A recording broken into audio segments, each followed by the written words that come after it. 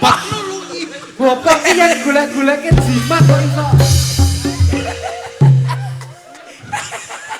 Wah, pusakane dhewe arep napa tok kangelan iki lho.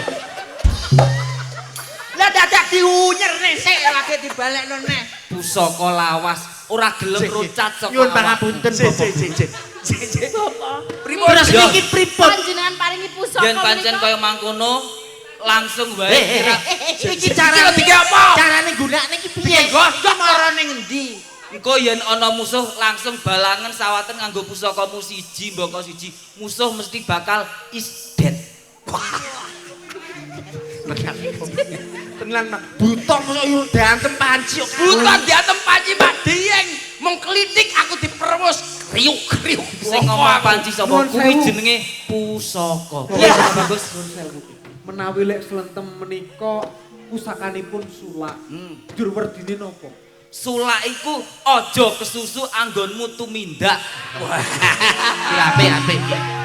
Salajengipun wonten budhe. Linti menika pusakanipun tas